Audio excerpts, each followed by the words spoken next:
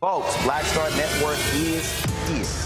Hold no punches! I'm real revolutionary right now. Black power. Support this man, Black Media. He makes sure that our stories are told. Thank you for being the voice of Black America, Roland. Stay black. I love y'all. All momentum we have now, we have to keep this going. The video looks phenomenal. See, this difference between Black Star Network and Black-owned media and something like CNN. You can't be Black-owned media and be scared. It's time to be smart. Bring your eyeballs home. You dig?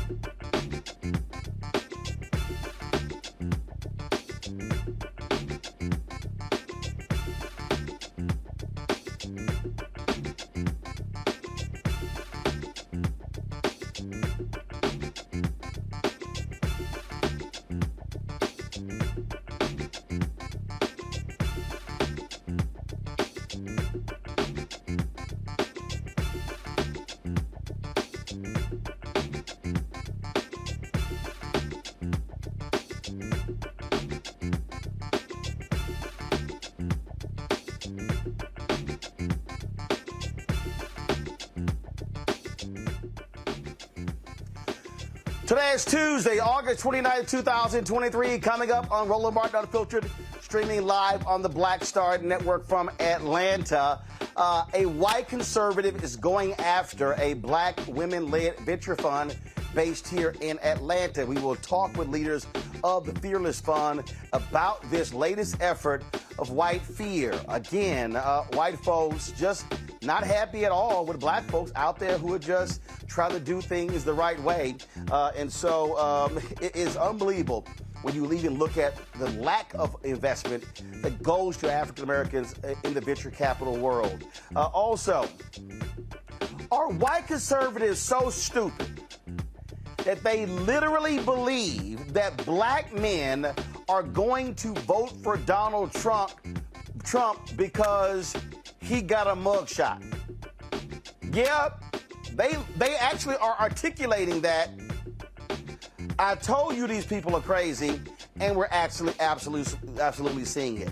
In Tennessee, there's a showdown over public safety, and Republicans there continue to target and demonize black state legislators, namely Representative Justin Jones. We'll show you the latest stupidity out of Tennessee, and we'll be joined by a member of the legislature. Also, folks, I played in the Chris Tucker Golf Tournament on Monday. I got some more great stuff. Glenn Turman, as well as George Wallace. I can't wait to show y'all some of that.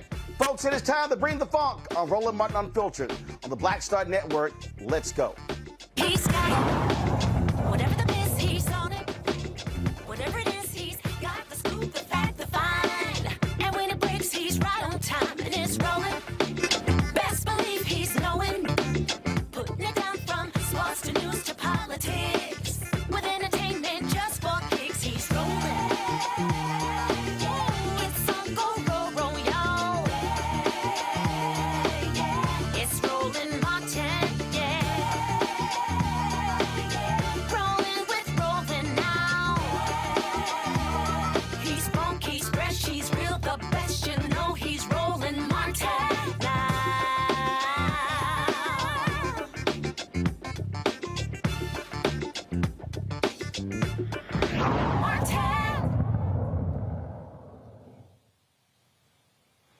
For years, I have warned y'all that white folks, namely white conservatives in America, do not want to see black folks getting ahead. There's a constant targeting of anything that benefits black people and other minorities. Ed Bloom, a white conservative out of Texas, has been on the warpath challenging anything in this country that he deems discriminatory and he calls race-based. He was the guy behind the affirmative action case that the Supreme Court decided that outlawed affirmative action in the use of college admissions. On the heels of that, he is now targeting not just law firms, but also targeting a black women-focused venture capital fund out of Atlanta. It is called the Fearless Fund. It was created by Arian Simone, Ayanna Parsons, and actress Keisha Pulliam. Their goal is to award $20,000 grants, $20,000 in grants, digital tools, and mentorship opportunities for black women entrepreneurs in partnership with MasterCard. Now keep in mind, y'all, in the venture capital space, okay, less than 2% goes to black people. In the private equity space, less than 2% goes to black people. And so we are grossly underrepresented. So we're not talking about a lot of money out there. But white guys like Ed Bloom goes, oh, this is discriminatory against white people. So y'all get damn near the 98%, but you bitching about the less than 2%. Gotcha. Now, here's what he's also doing. He literally is using the 1866 Civil Rights Act against black people. This was the same act that was passed in the wake of the Civil War. It was one of the Reconstruction, first of all, the Reconstruction Amendments, 13th, 14th, 15th Amendments. This was one of the bills that was there to assist black folks when it came to being able to do business in America. He's now trying to say, oh, this is really hurting white people. Yeah, that's what's going on. Folks, the CEO of the Fearless Fund, Arian Simone, and the general partner, Ayanna Parsons, they join me right now to discuss this particular lawsuit. Glad to have both of you here. Y'all have been doing a number of media interviews around the country, talking to a variety of people. And so I'm first of all, I just got to get, what was your initial reaction to Ed Bloom's lawsuit? Our initial reaction, I actually thought we were being punked by ChatGPT and artificial intelligence. We received emails from the press contacting our staff saying, hey, we'd like you to comment on this lawsuit. And I said, oh, this is a joke. So initially, we did not believe it was real. But the second we did, of course, we lawyered up and had to proceed accordingly. And we plan to continue to do all the wonderful work that we do. But yes, initially, we didn't believe that this was real. So we're talking here again about a fund that was created. Y'all started it when? In 2018, 2019, about 4.5 years now. It's built by women of color for women of color. So we actually invest in all women of color, not just African American. We have our investment vehicle, which is one business that we run, and we also have our foundation. And through our foundation, we have grant programs, education programs that come out of there. But our investment vehicle is backed by Bank of America, Ally Bank, MasterCard, JP Morgan Chase, PayPal Ventures, Costco, and a host of others where we do investment capital. And Roland, I just might add that yeah, go ahead. 4 years, we have invested more than $26 million in over 40 companies. And we've also awarded more than $3 million worth of grants through our foundation and over 300 companies. So it is significant, I think, the impact that we've made. And it's just a small dent that we put in the ecosystem. Well, and that's the point I want to make right there, because and again, I'm not trying to diminish. You said 26 million and 4 million, correct? 26 million and 3 million. That's right. Gotcha. 26 million, 26, 3 and 3 million. So it's 29 million. And so I'm not trying to diminish that. but I need the public to understand how much money we're talking about total that goes out in the venture capital world. What's that number? Last year of 2022, over $280 billion. And we work in a $62 trillion. Okay, hold on. Both talking at the same time. Simone first, go ahead. In 2022, over $280 billion was deployed in venture capital. Women of color saw only 0.39% of that. In the industry we work in of PE and VC, it's a $62 trillion industry. And see, that right there, area is the point I want to focus on. We're talking $280 billion. And you gave the number for black women. If you throw in black men, we still won't even get to 1.5% total. But the goal here is, well, the Ed Blooms of the world is to specifically even shut down these avenues because, and I'll be honest with you, I don't really believe, Arian, I don't believe that y'all are actually his target. I believe the companies who you work with are his targets, and that's what they are trying to go after. I can definitely say that this lawsuit is not about us.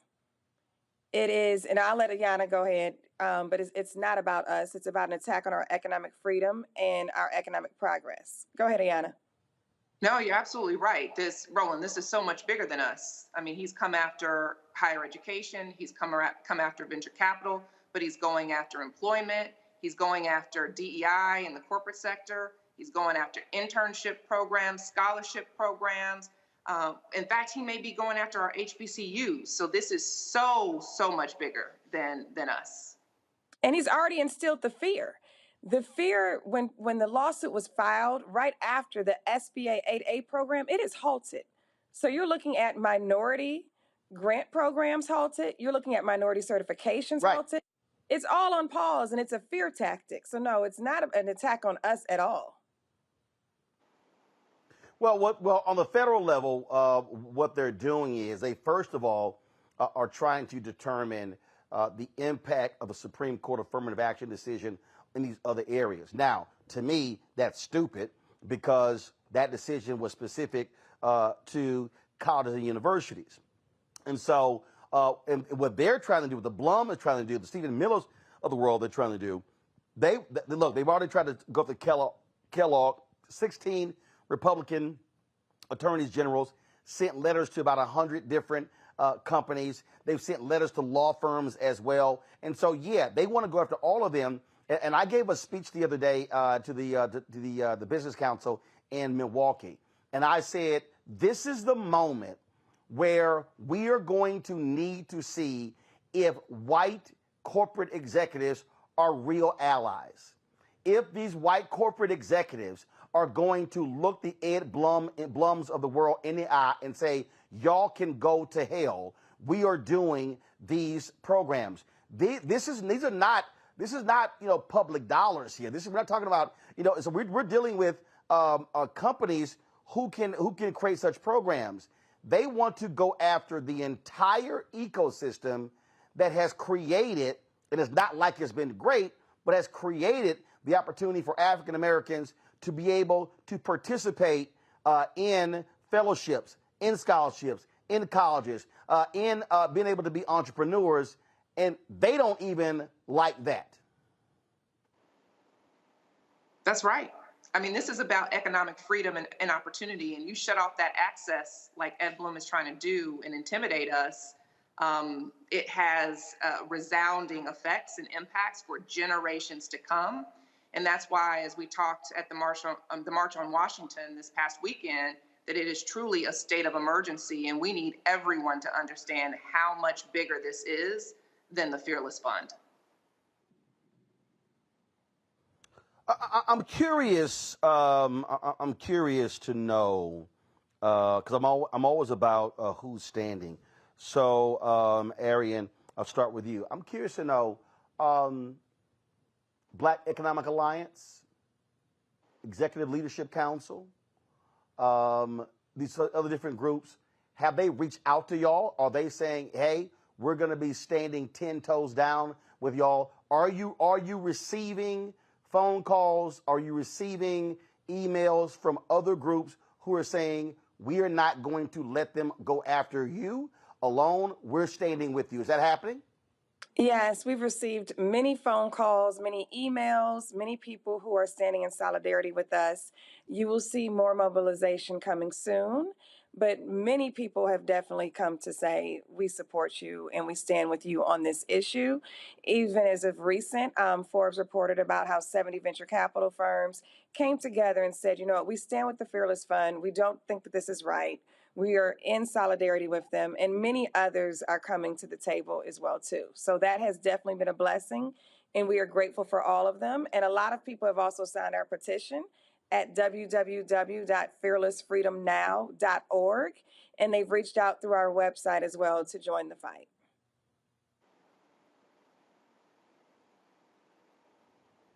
What do you, for the folks who are watching, the folks who are listening, what is it that you would like for them to do? What would you like for them to?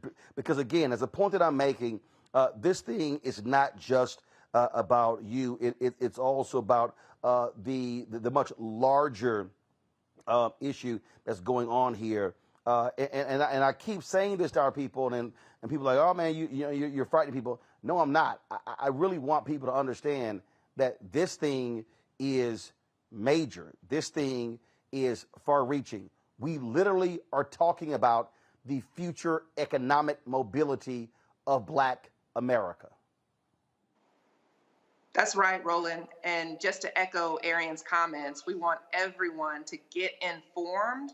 The way you can do that is by visiting www.fearlessfreedomnow.org. We have plenty of information there so that you can go online, get informed, stand in solidarity with us, support us as a fund, because the worst thing that can happen is that we lose this case and it has lasting implications. But as we have shared before, we're not scared, we're fearless, and we will prevail in this fight. Hold tight 1 second. I'm going to a break. We come back. A couple of my panelists, they've got questions as well. And I really do want everybody who's watching the show, y'all have heard me talk about white fear, how the browning of America is making white folks lose their minds. Y'all have heard me say repeatedly that they believe that we're getting these enormous advantages that they are not getting, and it is an absolute lie. Do not fall asleep on this one, folks. They are, and I've been warning y'all, they're going after everything. Any program or initiative that is out there that is about creating opportunities for Black people and people of color, they are going to go after. And by using the legal arm, they want to essentially bankrupt folks and cause them to say, we can't afford to even fight you legally, so therefore we're going to give up. You're watching Roland Martin Unfiltered right here on the Black Star Network, broadcasting live from Atlanta. Back in a moment. Hatred on the streets, a horrific scene, a white nationalist rally that descended into deadly violence. White people are losing their damn minds. As an angry pro-Trump mob storms the U.S. Capitol, we've seen shooting. We're about to see the rise of what I call white minority resistance.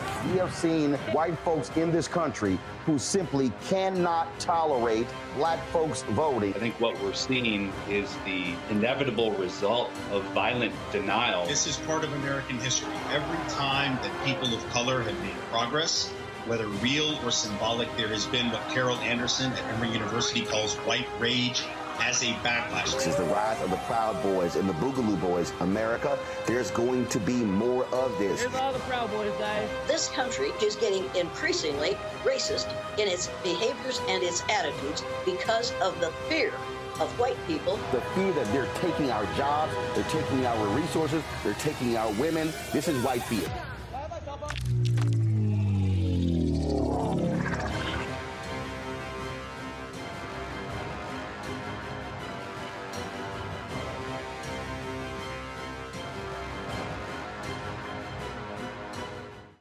Next on the frequency with me, Dee Barnes, we're going to talk to Leslie Seagar, a.k.a. Big Les, and talk about her incredible career as a dancer, choreographer, and VJ of Rap City. Magic Johnson was there, so half the NBA was there.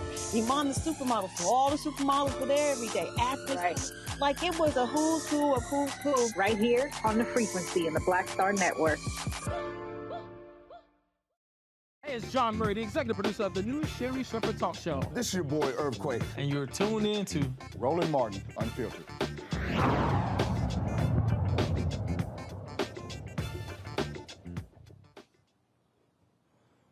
Folks, we're talking to the leaders of the Fearless Fund, a fund out of Atlanta that focuses on black women and people of color in the venture capital world. They are under legal assault from white conservatives like Ed Bloom, who's trying to use a civil rights law of 1866 that was put in place to help black people. He's now trying to actually use this against black people. Dr. Larry Walker joins us on the show today. He, of course, is a professor, assistant professor, University of Central Florida. Michael Imhotep, host of the African History Network show out of Detroit. Larry, your question first for our two guests with the Fearless Fund. Yeah, sure. Thank you, Roland. I've seen you talked about obviously the importance of being on this show, this platform, and you've been on a number of different platforms over the last couple of days. And I want you to talk about the importance of letting, the black community know about what the work you do and the assault that, Roland and you highlighted. How important it is to get the word out to the black community in terms of the importance of your work and what could happen based on this lawsuit? Oh, it's a state of emergency. The black community definitely needs to be aware of the work that we do for multiple reasons. First, our industry is 92% white male. There are very few black female and male investors in the venture capital space. We need more people of color, more black people as investors, because we do believe that if we can diversify the investors, we can actually even diversify the investments. So just from an industry speaking standpoint, it is crucial for people to know about this type of work in general and the industry. Regarding, of course, this attack and this lawsuit, this is a state of an emergency. This sets precedent for what is to come depending on the outcome of this case. That's how serious this is. This can have long-lasting generational effects if we don't get a hold of this right now and stop this. Michael. All right, Arian and Ayana, thanks for coming on, sharing this information. So I read the articles from the Washington Post and Associated Press on this, and in the Washington Post, it said that according to the lawsuit, it says that the Fearless Fund is, quote, open only to black females, end quote. But one of you stated that it's open to women of color and not exclusively for African-American women. Am I correct in what you said? Am I correct in what I heard? Michael, you're absolutely correct. We invest in women of color. That's inclusive of Latinas. That's inclusive of Native American. It's inclusive of Asian and black women. You're absolutely correct. And we did that because this demographic holistically is the most founded, yet the least funded demographic. We make up more than 20% of the U.S. population. And as we shared earlier, we receive less than half of 1% of venture funds. So just a quick follow-up question. What is the legal foundation of his argument if in the lawsuit it misstates who you allocate the funds to? That we can't get into. That's Yeah, we can't get into the lawsuit. But we have the. Okay, hold on 1 second. Hold on 1 second. They can't get into the lawsuit because obviously they're in the middle of it, Michael. Okay. Here's what. There is no. I can say this.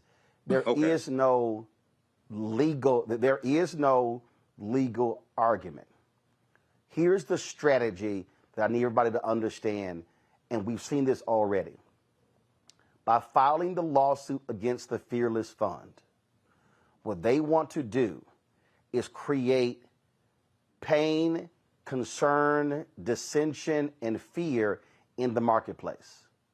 Right. So here's a perfect example.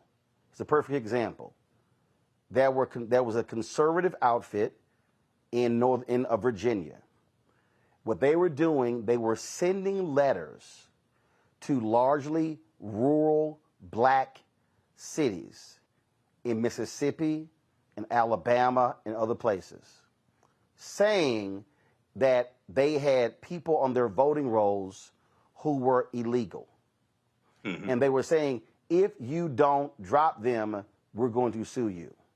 There were several cities that were so broke, they said, oh my God, we can't afford the lawsuit, so they changed. Now, they got busted when they got reported on, but they were being effective because they were using the legal argument. And you got to remember, this billionaire just gave the leader of the Federalist Society $1.6 billion to use any way that he wants.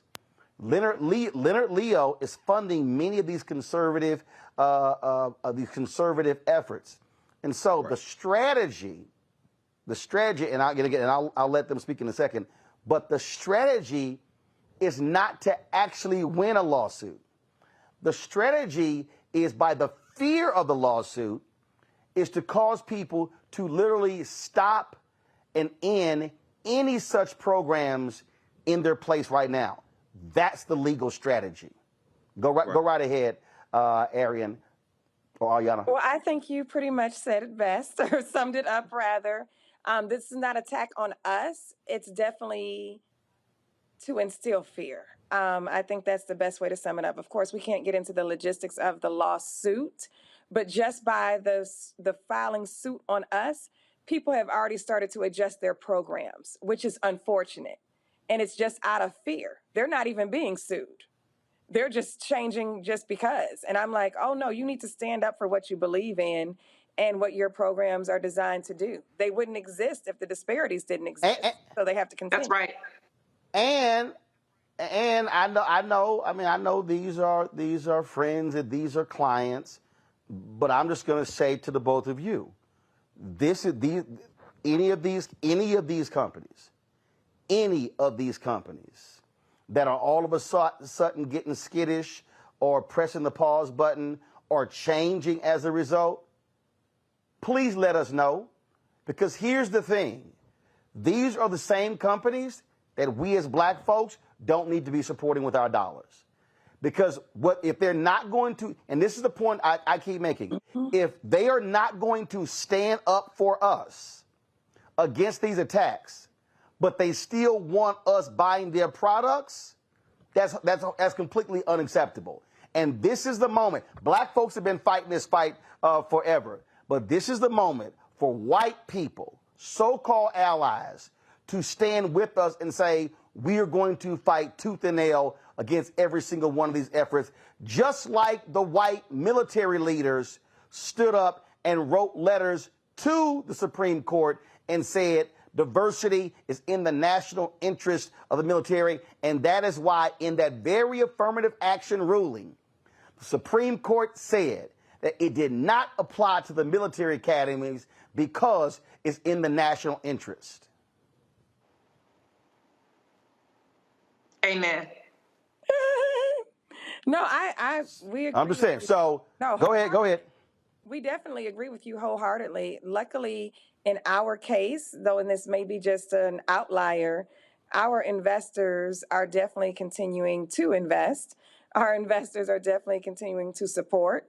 So we are in a position where those companies are definitely standing by this and their work. They are going to continue to do this work with us. But in the event there are any that are not, we have no problem letting you know. Yeah, and I think what I would just add to that, Roland, is it's such an important point that you make, because we saw the whole racial reckoning in our country in the wake of George Floyd and Breonna Taylor's murders and Ahmaud Arbery and all of these corporate commitments that were made. To Arian's point, luckily, our investors have stood beside us in this, but there are so many corporations that made these commitments and they need to follow through.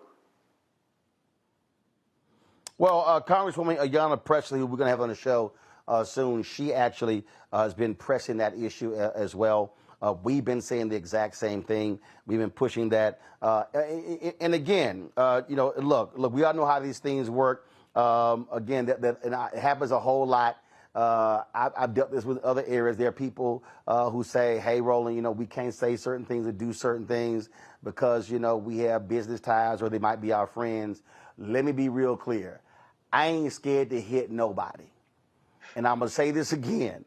And I've been hitting all these companies. I've been hitting folks in all these areas. The biggest thing for me, I am not going to let people continue to reap the benefits of black dollars and then don't stand with black people. And if anybody is wondering why am I so adamant, that's literally what Dr. King said on April 3rd, 1968 at Mason Temple, when he made it perfectly clear. The one thing that we as blacks can do is economic withdrawal. The reality is black people have been putting money into this system. And in fact, when we talk about, and I need everybody to understand this here, the work that y'all are doing. When you talk about the $26 million in grants to companies, the $3 million through the foundation, everybody needs to understand the greatest source of venture capital, private equity money in America comes from pension funds. Mm-hmm. That means public workers. That means teachers, firefighters, police officers, people who work in the sanitation department. If you are black and you are watching and listening to this show, do understand your money, you are the financial backbone of the venture capital world. Mm-hmm. And so a significant number of these people, public workers, your money is going to essentially 90+% of white men in private equity. And when people keep saying, how do we change this? I keep saying you change it on that bottom, on that level. When they come to the pension funds, those states should be saying, no. How many black folks are y'all investing in? What black PE firms are y'all using? What black venture capital firms are using? If y'all want access to our pension funds, y'all better have a level of diversity. And that's why I believe the Ed Blooms are also filing these lawsuits, because they know that's also coming. We've already seen that happen in California, in New York State, in the city of Chicago, and some other places where they've been saying, you're not going to come get our billions of dollars if you're not going to be investing in black people. Final comment from both of you. Oh, I love that, because I always give that example of the PE industry, of PE and VC being backed by the pension funds, built by people of color, primarily in those careers. And then it goes up to the 92% white male, and then they invested in the white startups. And then very rarely does this money come all the way back down full circle into our community. So I love that example and that education, because people need to definitely be aware of that. But in my final thoughts or my final words on this interview, I definitely just want people to understand that this is a state of an emergency.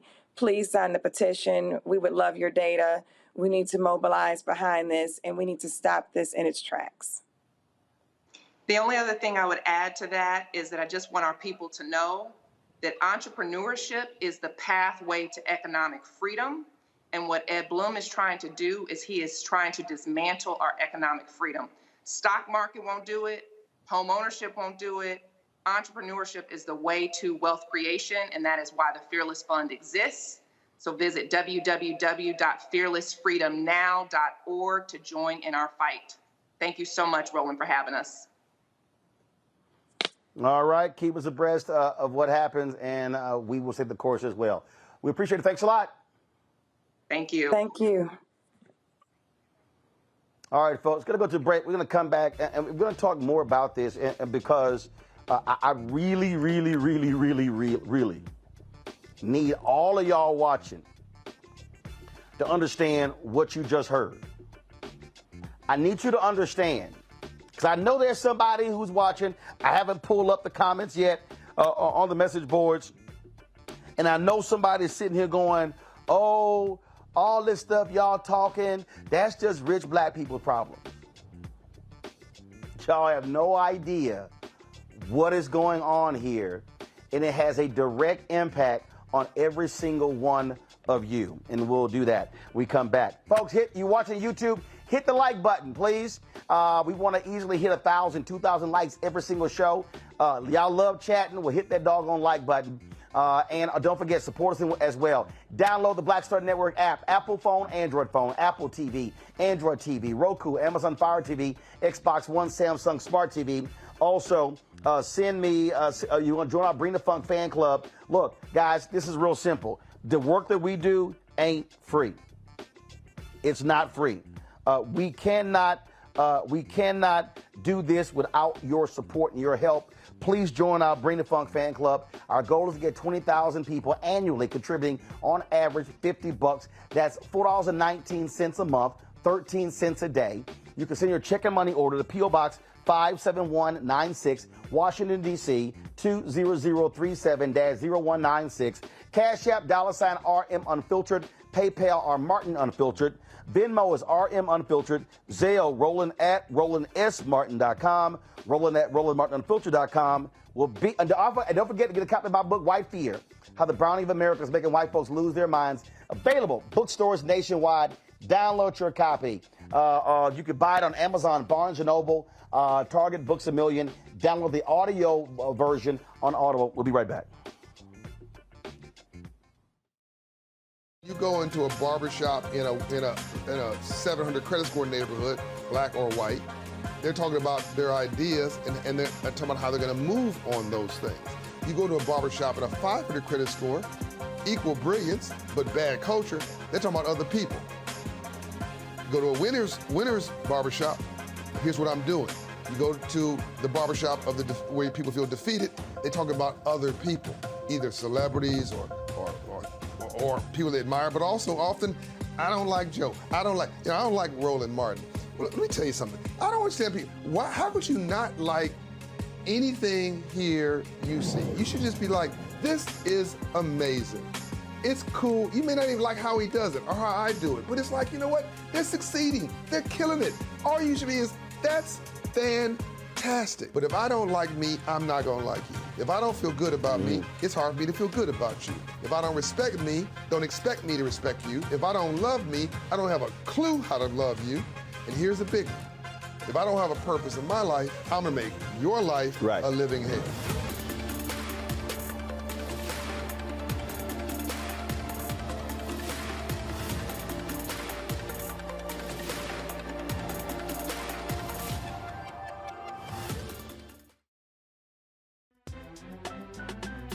I'm Faraji Muhammad, live from LA.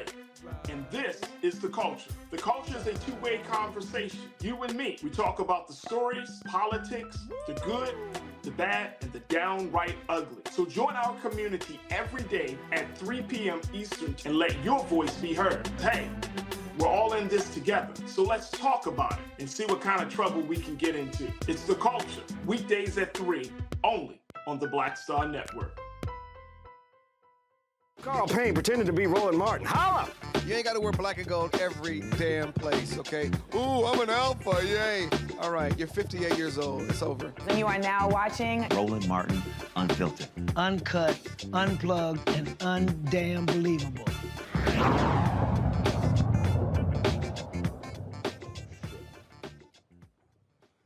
All right, folks, welcome back to the show. Larry and Michael, they're on our panel today. Michael, I'll start here with you. I'm really trying to get people, when you start talking about numbers, okay? When you heard those sisters talk about less than 0.5% of the VC money go to black women, total less than 2% go to black people, period. Federal government spends $560 billion a year on contracts. Black people get 1.67%. $322 billion a year is spent in the advertising space, or we spent in 2023. 1% goes to black-owned media. We can walk this thing through states. Some are better than others, but the reality is, when you go to pull up any of these states, when it comes to the money, it's typically 0.5, 1, no more than 2%, maybe 3%. So what white folks like Ed Bloom and Stephen Miller, what they have done, they got these other white folks running around here thinking, oh my God, they're getting all the money. They're getting all these resources. Look at all of these programs for them. Well, let's be real clear. The reason you have these programs for black people and other people of color is because white folks have frozen us out of the process. Hell, I don't know anybody black who would like to say, do we have to have a black fellowship program? Well, sure. How about if we don't have it? White folks, if you don't block us from the programs, no need to create something separate. That's why these initiatives were created, because of white racism and Jim Crow.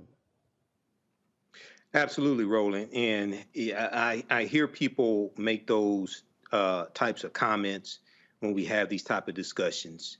And what you have here is that African Americans in general have largely been miseducated when it comes to money, miseducated when it comes to business, as well as history. Because some of those same people, their answer to everything is give us reparations, but they don't know how to make legal arguments for reparations. Okay, so a couple quick things here. One, I'm glad you mentioned pension funds. Okay, because and one of the examples I give when I teach is in 2017, in June of 2017 in New York City, the city employees in New York City divested $48 million in pension funds that they found out were invested in 3 privatized prisons. And oftentimes we're financing our own dehumanization and don't know it through 401k plans and pension funds. I'm not against either one, but we can choose where the money's invested. So they were educated and found out that they could divest their money from the 3 privatized prisons, and they did this. So what a lot of people who are watching right now, if you have 401k plans or pension funds, you can call your benefits manager tomorrow and find out where your money is invested. And if it's invested in organizations or corporations that are doing harm to African Americans, you can move it into other organizations that are more beneficial or do less harm, number one. Number two, very quickly, I know Ed Bloom said laws must apply equally to every racial and ethnic group in the country. So I'm wondering if he's going to sue on behalf of African Americans because we only get 1.1% of the $214 billion in venture capital funding that was distributed. Hell no! So my thing is like, wait a second, hold on. We need to flip this around because in 2020, from the Trump administration, white farmers got $26 billion in COVID-19 funding, but African-American farmers got $26 million, 1/10 of 1%. This is something that John Boyd has talked about on this show before. So I'm like, well, wait a second, hold on. If you're saying that laws must apply equally to every racial and ethnic group in the country, then why aren't you suing on behalf of African-Americans? Because Ed Bloom don't give a damn about black people.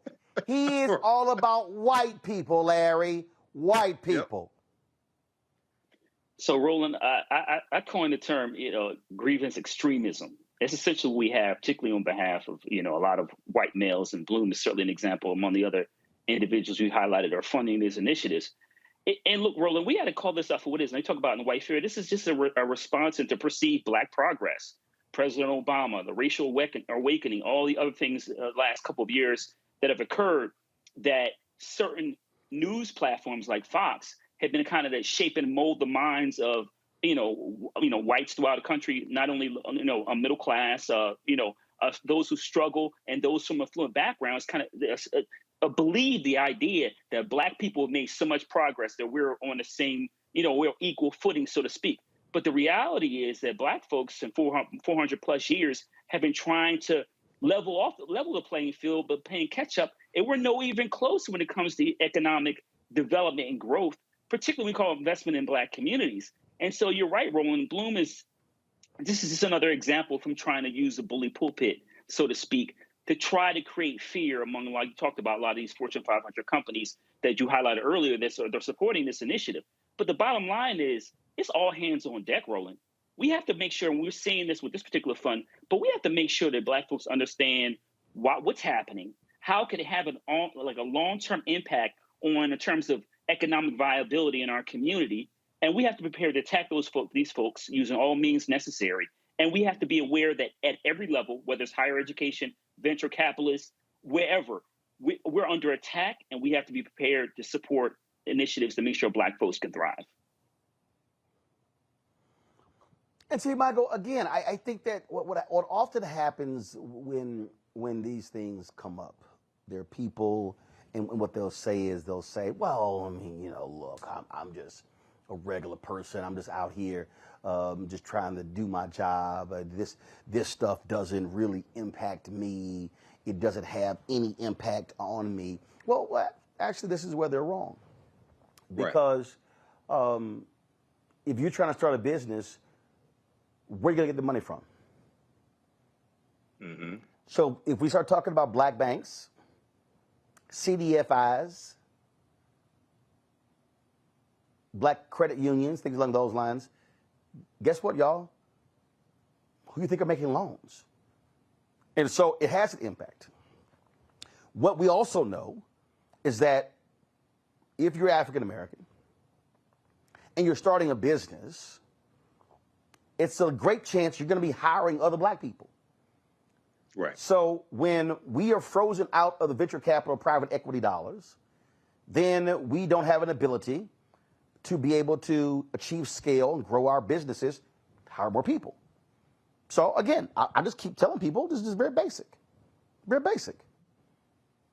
If I look at the numbers,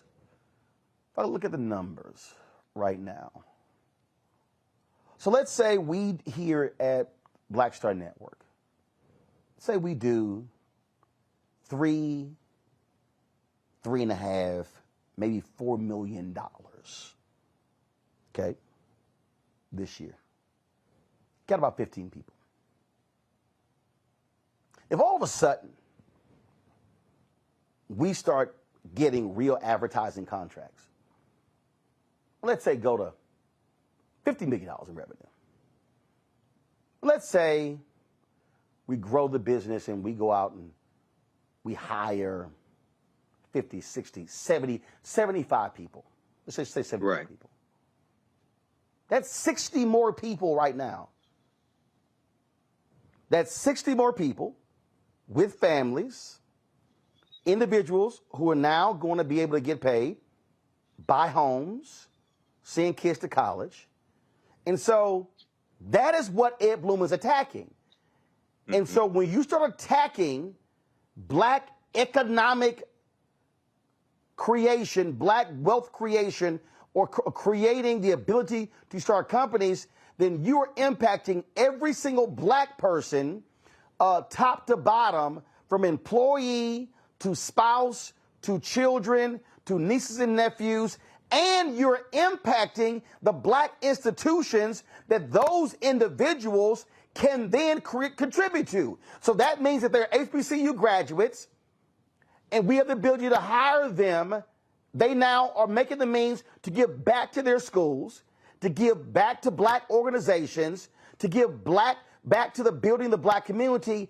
That's why I need people to understand that they are attacking what is literally has created and funded the entire black ecosystem, and they want to bring that down. That is their strategy.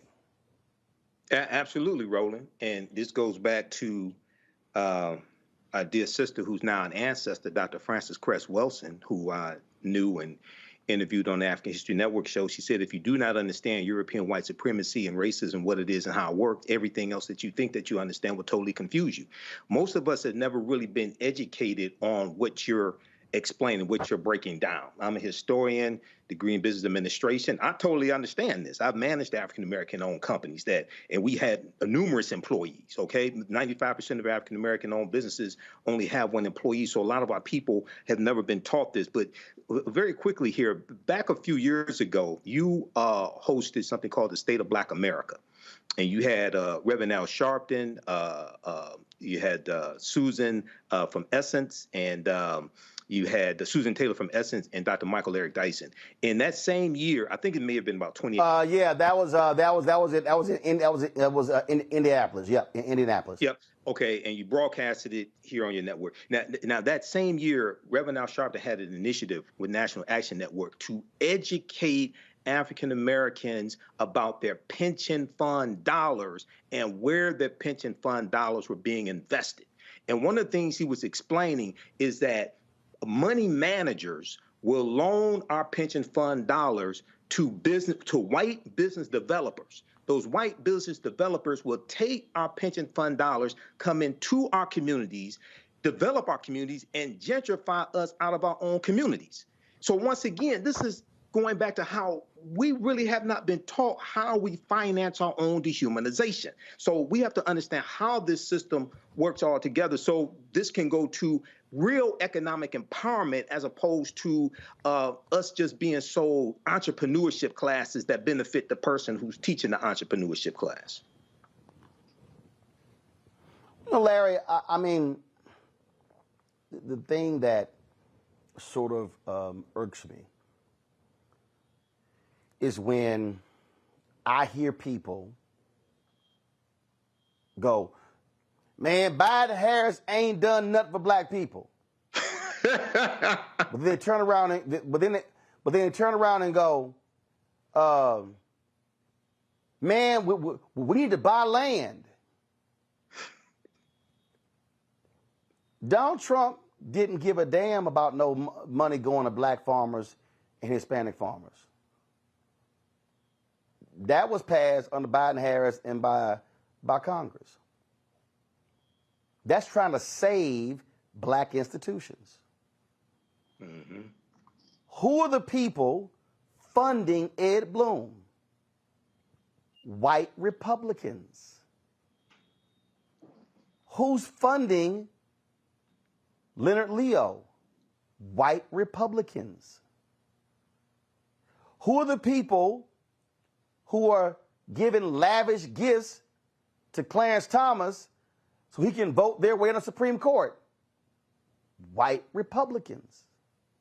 The very same white Republicans are supporting the white Republican politicians who are trying to screw us over in state legislatures and Congress. So when I hear black people, like that fool who stopped me at Dave Chappelle's show in New York, man, you need to be telling our folk to vote Republican. Why in the hell am I going to tell our people to vote for our oppressors? Now, let me be real clear. I'm in no way saying that Democrats have been perfect, have been amazing, and oh my God, but I'm being very clear.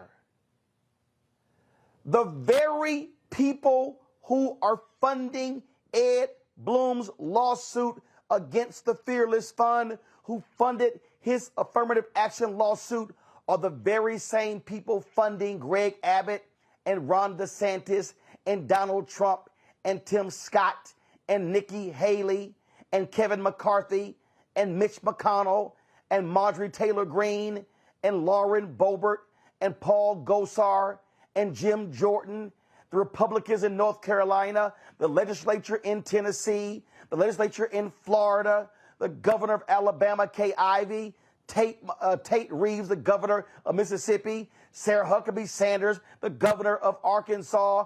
We can go on and on and on. It's the exact same people. And this, Larry, is a direct assault on the future viability, the future economic and educational viability of black people.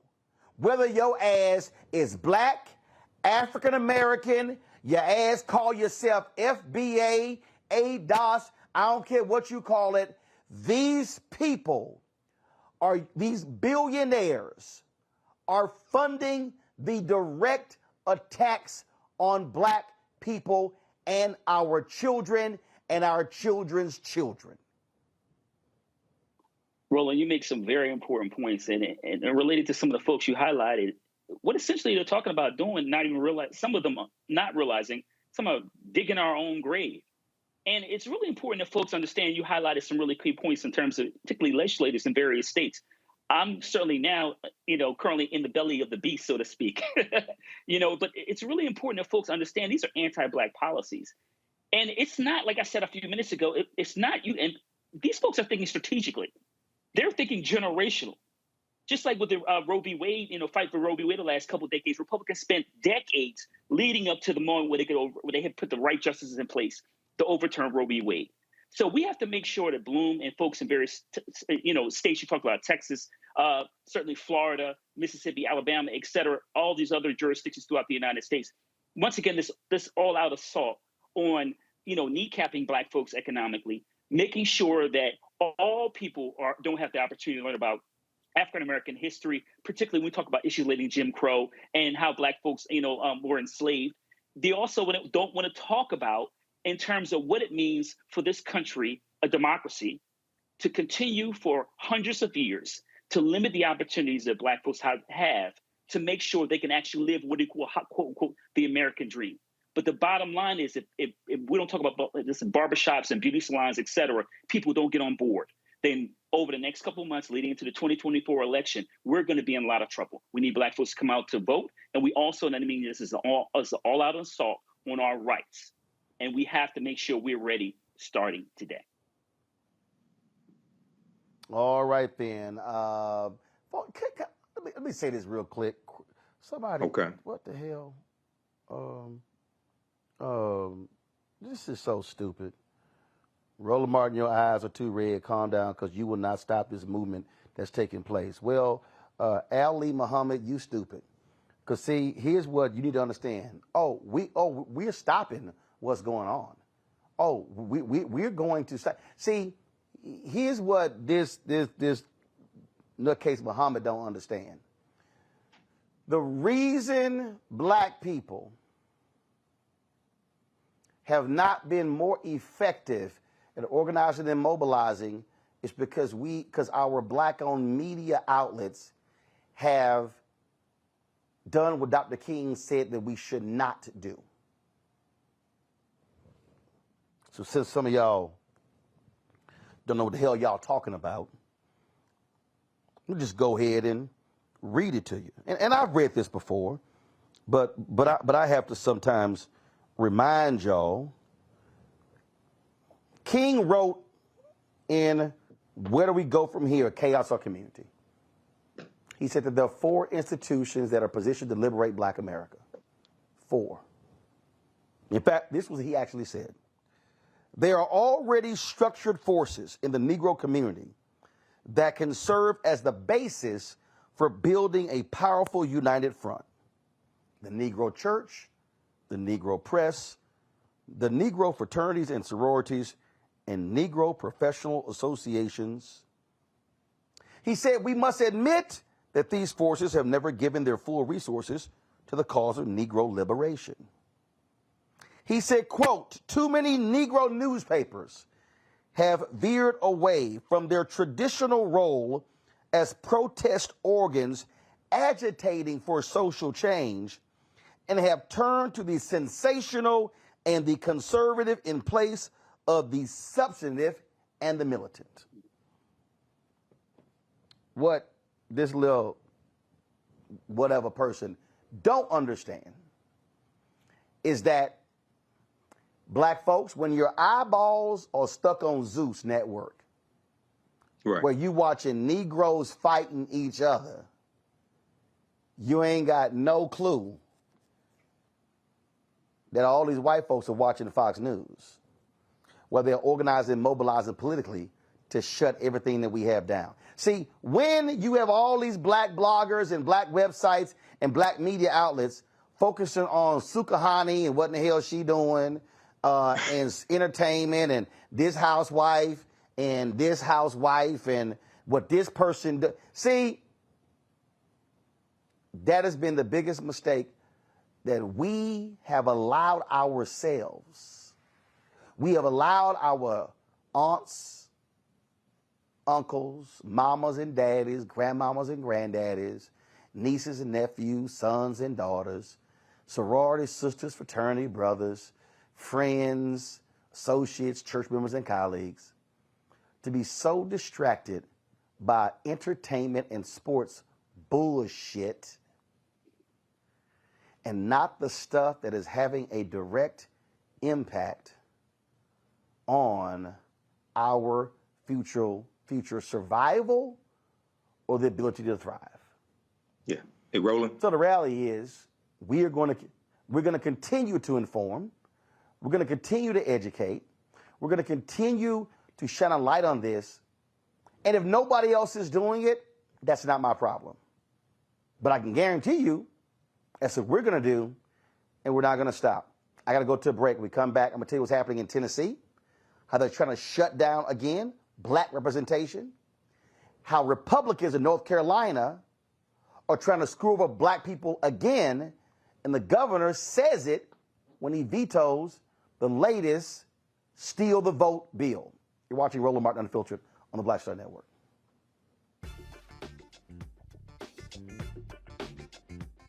The next A Balanced Life with me, Dr. Jackie. Summer is flying by and back to school is just around the corner and fall is here. That's right, a new season is upon us. On our next show, we talk about jumping into action and putting procrastination in the rearview mirror. That's on a next A Balanced Life with Dr. Jackie here on Black Star Network.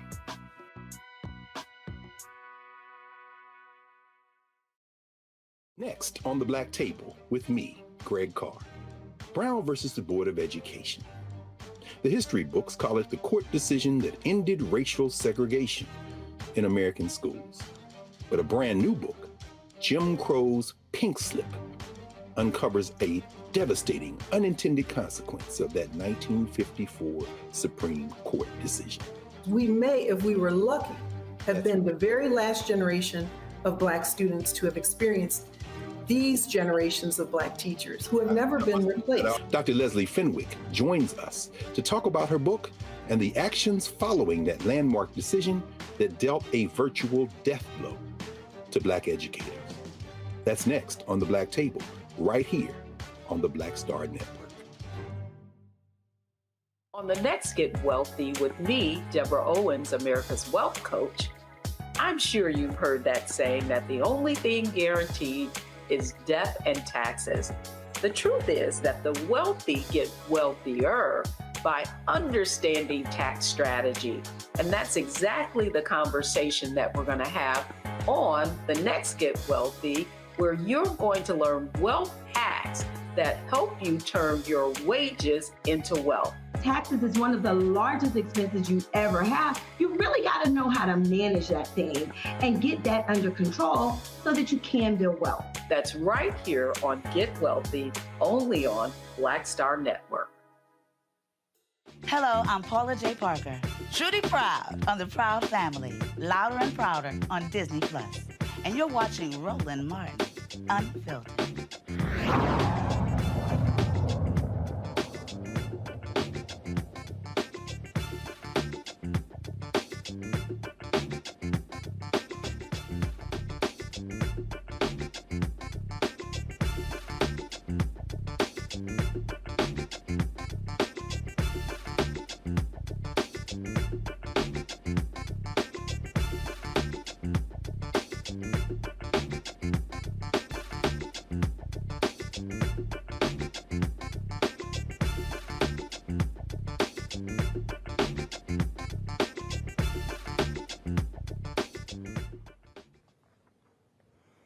All right, folks, Republicans in Tennessee, they can't stand black people with an opinion.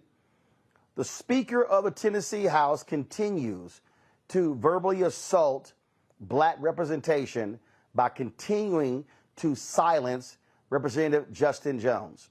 Folks, here's what happened just yesterday. Representative Justin Jones was speaking about a bill. The Speaker declared that he was out of order, and then decided to take a vote saying, oh, if somebody's been declared out of order twice, they can vote to silence them for the day. But when a white Republican was ruled out of order, there was no vote. Now, how can you sit here and silence somebody who's asking about a bill who was sent there by the people? But y'all got to remember, Republicans silenced a sister in Oklahoma. Republicans silenced, where was it? Who was the transgender? was it Montana, Wyoming? One of them. It was in Montana. They literally silenced a transgender politician who had the audacity to speak against one of their bills. They literally shut her up. This is what they do. Watch this. All right, Representative Jones, what's your question for the clerk? Thank you. I have a parliamentary inquiry with these new expedited rules and procedures that are happening. When would be this is to the clerk, to the parliamentarian. When is the appropriate time for me to make a motion of no confidence in Cameron Sexton as the Speaker of the House?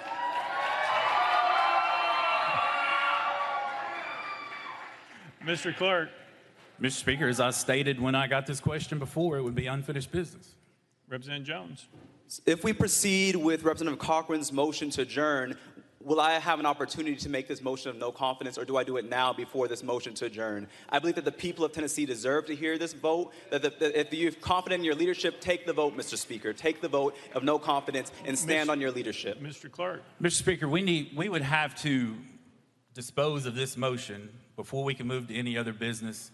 And as I stated before, the appropriate time for the representative's motion would be under unfinished business. Representative Jones, it has to be a question for inquiry.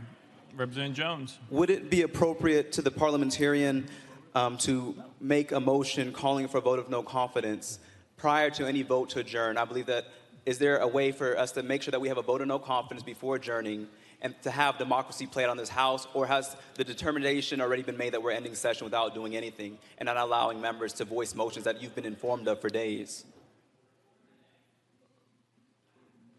Representative Faison, for what purpose? Thank you, Mr. Speaker. Make a motion for order of the day. Motion's been heard. Orders of the day. We're on the motion to concur. You can't object to orders of the day. So we're voting. All those in favor of Senate Joint Resolution, vote aye when the bell rings. Those opposed, vote no. Has everyone voted? Does anybody wish to change their vote? Mr. Clerk, take the vote.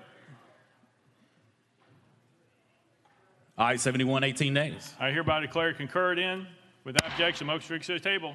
Leader Cochran, you're recognized. Thank you, Mr. Speaker. I move that the Journal of the House of Representatives and the proceedings thereof be approved from the first through the fifth legislative days of the first extraordinary session. Without objection, so ordered. Leader Lambert, Leader Cochran. Thank you, Mr. Speaker. Pursuant to Senate Joint Resolution number 150, I move the first extraordinary session of the House of Representatives of the 113th General Assembly of the State of Tennessee adjourned. Sine die. I hereby declare the first extraordinary session of the House of Representatives of the 113th General Assembly of the State of Tennessee, sine die.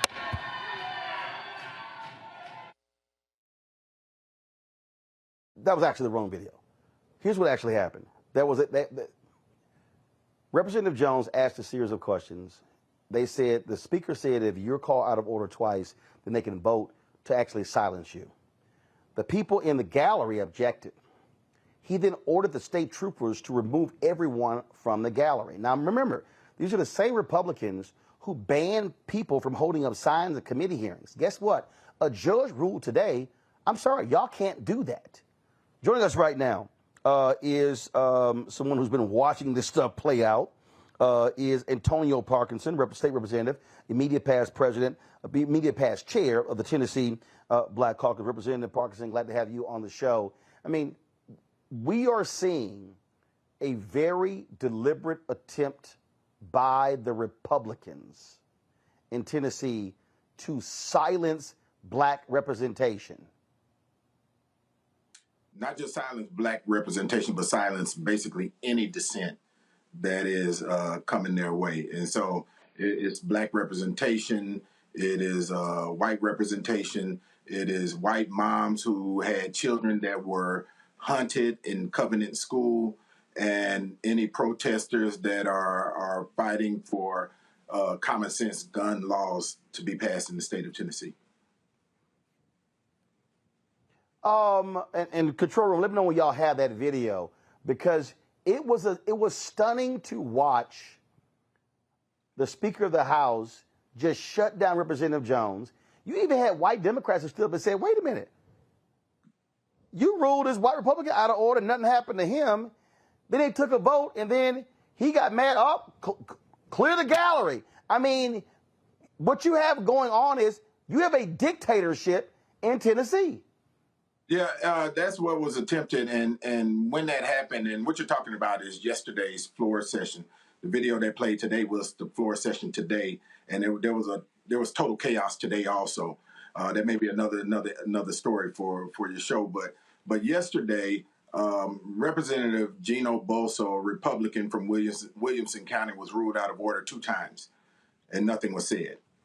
And then when Representative Justin Jones was ruled out of order for the 2nd time, they wanted to bring it to a floor vote to silence him for the rest of yesterday's session. And when they tried to do that, chaos erupted again. Those in the galleries were totally, upset about it and shouting. Those of us that were down on the floor were upset about it and shouting. And when that happened, all of us, every Democrat that was on that House floor, we all walked out of the session and left.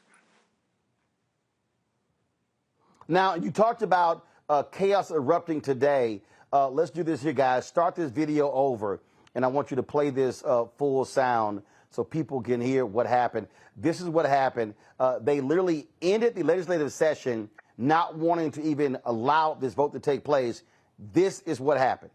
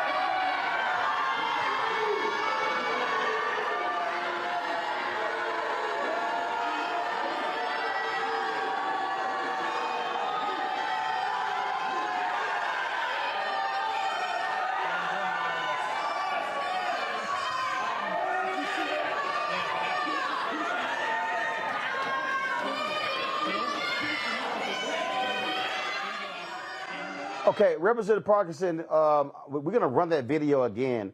And so, guys, bring the sound down. I want you to speak over it. Tell us, what the hell happened there? Did that white legislator, did he shove Representative Justin Pearson?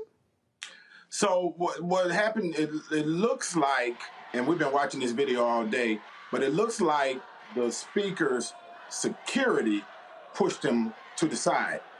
Right there, that's the speaker's security, the guy behind the speaker, right? And then you had the Republican leader, and I want y'all to watch this part. The Republican leader with the red tie right there comes over and he's talking to Justin. Now, I'm starting to make my way over. But when Justin tried to move to the left to get out, the Republican leader was getting in front of him, blocking him from moving. And that's where you see my hand come in. And I told him to get his ass out the way and get his ass off of Justin. Watch, you'll see that here. Well, you have to zoom out a little bit. Now watch when Justin moves to the left to try to move. Watch him move over in front of him.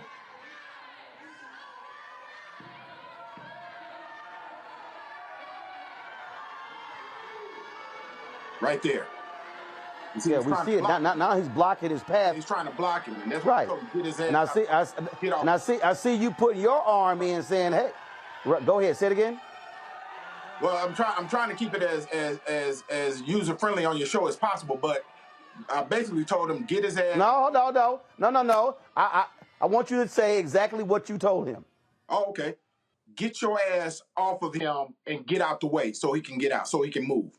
Because I was behind him watching him move over to block Justin from going out.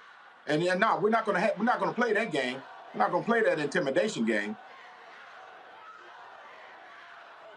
But right there, and we saw there the speaker's security shoved Justin backwards. First of all, a security officer putting his hands on a state official.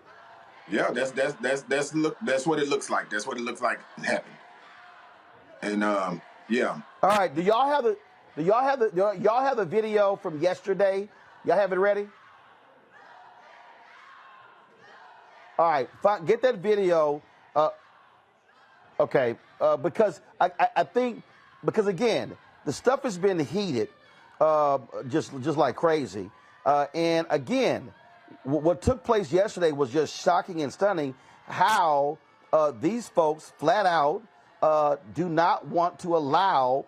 Look, they expel Representative Pearson, they expel Representative Jones, and what they're doing now is just continuing to antagonize them, attack them, not allowing them to represent their constituents. They are basically saying, we don't care about you guys representing your constituents. We're going to do whatever it is that we want. But Roland, let me interject a little bit too. It's bigger than that. You have to understand, we had the Covenant shooting, three 9-year-olds killed, Covenant school, 3 9-year-olds killed, 3 adults killed that worked in the school. And then they ejected both Justin Pearson and Justin Jones. This was in April or May, I think it was. And then we had a lot of protesters coming up. Then we had the governor to call a special session. The Republican members of the House and Senate are totally pissed off at the governor because he actually called a special session. We come to special session, the mothers from the Covenant School and other protesters and Moms Demand Action and Common Sense Gun Law protest people that wanted to see something done showed up again. And this time they're showing up in more numbers. Well, those parents whose children were hunted, were shot at, were kicked out of committee rooms, kicked out of those. That's the people that were kicked out of the gallery. And then they were trying to shut down anyone that wanted to talk about common sense gun legislation. So that's when they tried to shut down Justin Jones when he was speaking. And that brings us up to the video that you guys are going to play in just a second.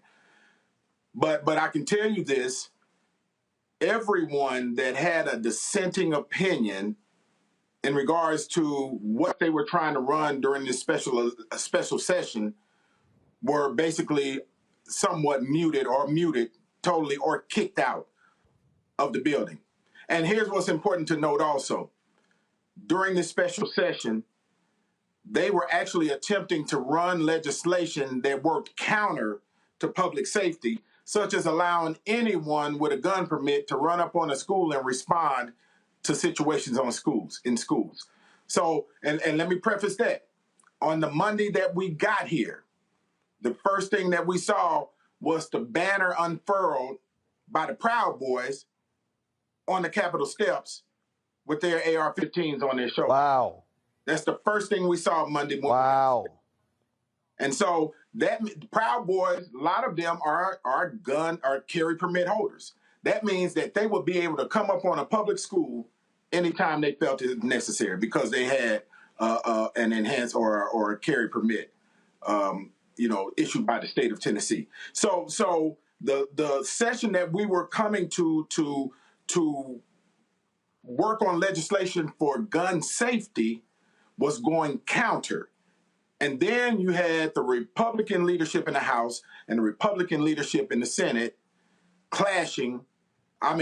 publicly clashing with each other. And then you had both of them also publicly clashing with the governor. So you got this three-way fight that's happening publicly because they're all mad at each other.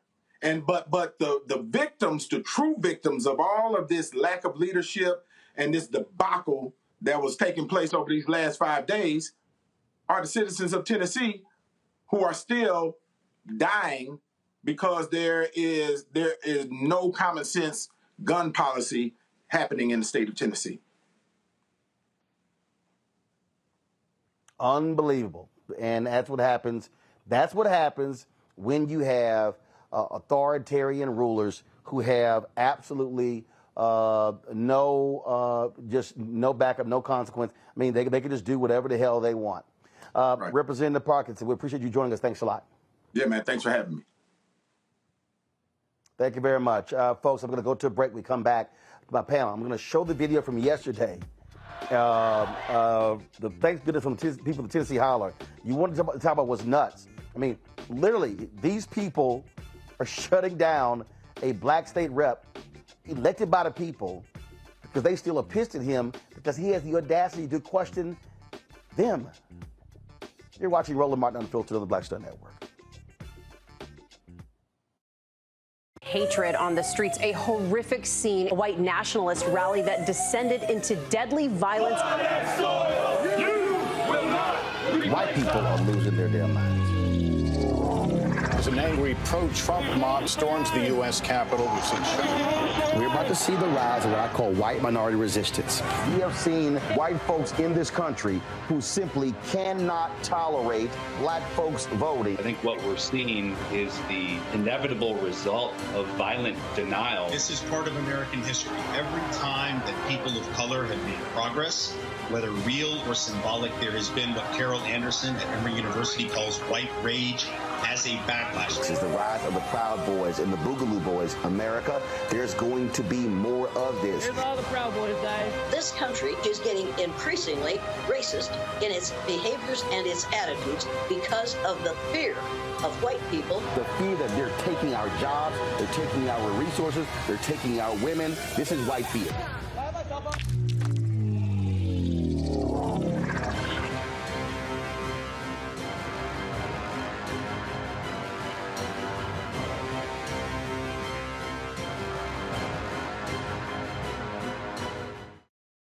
Next on The Frequency with me, Dee Barnes. We're going to talk to Leslie Segar, a.k.a. Big Les, and talk about her incredible career as a dancer, choreographer, and VJ of Rap City. Magic Johnson was there, so half the NBA was there.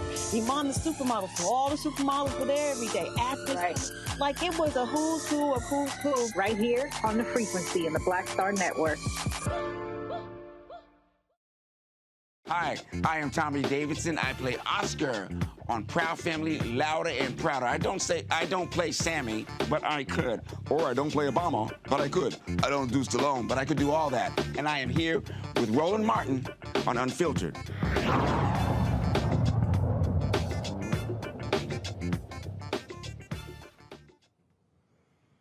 The folks with the Tennessee Holler sent us this video, folks. If you want to understand how democracy is being destroyed before our very eyes.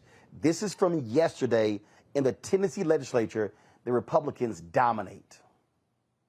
What our schools need are mental health professionals. We need funding for mental health, for counselors. We need to pay our teachers better. We don't need more police in our schools. Representative Jones, you're off the bill again, sir. You're out of order. Sorry. Representative Pearson, you're recognized. Oh, that's two. I'm sorry. We're on the board. That's the second time being out of order today. For being off the bill. There's no point of order. It's non-debatable. We're on the board. Is that right, Mr. Clerk? That's correct. If somebody were to stand up and have a bill on the floor, even though they've been silenced, they should still be able to come up into that well and present their bill. If someone raises their hands and make a motion, that is not a debate or remarks. So I want to know how the clerk is taking this to interpret that this member can no longer make a motion or present legislation that he has been elected to give. Mr. Speaker, I don't know how a member could present a motion or a bill if they are not allowed to be recognized for debate or remarks. Mr. Clerk, take the vote.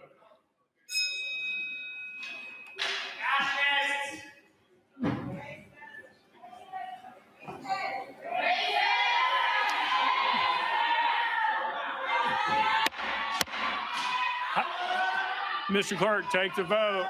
The gallery's ruled out of order. Aye, 70, 20 nays. Department of Safety, please clear the balcony for disorderly behavior. It passes. Mr. Clerk.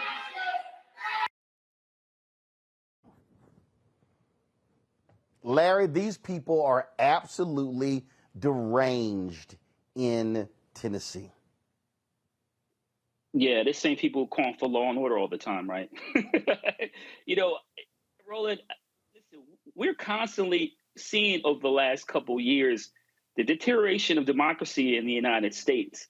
And, you know, this is why your platform is so important to talk about these important issues, particularly that's happening not at this national level, but it's happening in states like Tennessee and Florida and others. But goes back to my earlier point. If people don't wake up to see what's happening, then we're going to find ourselves in a dictatorship. And there have been efforts underway for the last several years just to make sure that happens. But what happened in Tennessee is just a microcosm of generally what's wrong with our society. And then a contradiction that, you know, there's one political party always historically talks about the importance of following the rules and doing the right thing, the Republican Party. And then what we find is that it's all hypocrisy. And so some of these same individuals would talk about, quote, Dr. King, or, you know, all the others, some other civil rights, you know, those who fought for civil rights throughout the United States history, but would do the polar opposite of what Dr. King and other civil rights activists fought for. And that is to make sure that Black folks have equal footing when it comes to the rest of America, which is not happening. And we certainly see that in Tennessee, which is, once again, another example of the problems we see in state legislators throughout the United States, particularly those, Roland, that have been because of supermajorities held by the Republican Party. Michael. You know, Roland, I'm glad you showed that. I was reading articles about this, and this is purely about power. This is not about fairness. This is not about following the rules as far as Republicans are concerned. And this is about attacking African-American elected officials who are standing up for their communities and trying to push legislation that is beneficial for their communities. And, you know, in the previous segment, we mentioned Dr. King, and you read from page 132 of his book, Where Do We Go From Here? Chaos or Community. But also, April 3rd, 1968, Dr. King talked about we have to always anchor our external direct action with the power of economic withdrawal. And what's missing here, and this ties into when you named all the Republicans who were financed by the Republican billionaires, the top 3, 4, 5 corporations that are financing the Republicans in Tennessee, Jim Jordan, all these other Republicans, Kevin McCarthy. There has to be nationwide economic boycotts of those 3, 4, 5 top corporations, okay, to redistribute the pain through targeted, sustained economic withdrawal strategies, which is what Dr. King preached. Okay, so yes, vote them out, but the election is not till November 2024. Okay, we can vote with our dollars, and that when you put economic pressure on those corporations that put these Republicans in place, you can better push your agenda, because they're going to pick up the phone when they're losing too much money. These corporations, they're going to pick up the phone and tell them, look, you need to vote this way, because they tell them to vote the other way that's beneficial to the people who are paying them. So we have to understand how all this works. Folks, let's now talk about North Carolina. Again, I keep telling y'all what Republicans are doing. And so I love these people who like, man, I'm thinking about sitting the election out. I ain't trying to sit here. You know, I don't know. I'm like, are y'all that dumb? What these people are doing? This is Tennessee, Mississippi, Alabama, Florida, Texas, Arkansas, South Carolina, North Carolina. I could keep going on and on and on. So what did the Republicans do when they got a supermajority? They immediately said we are ramrodding this voter bill, voter security bill, which is utter bullshit. And the governor of North Carolina essentially said, this is some bullshit. This is what the governor, Roy Cooper, Democrat, said today when he vetoed this bill. He said, quote, this legislation has nothing to do with election security and everything to do with Republicans keeping and gaining power. in working to erect new barriers for young and non-white voters, many of whom use early voting and absentee ballots. This bill also hurts adults, rural voters, and people with disabilities. It requires valid votes to be tossed out if the post office delivers them even 1 minute after 7:30 p.m.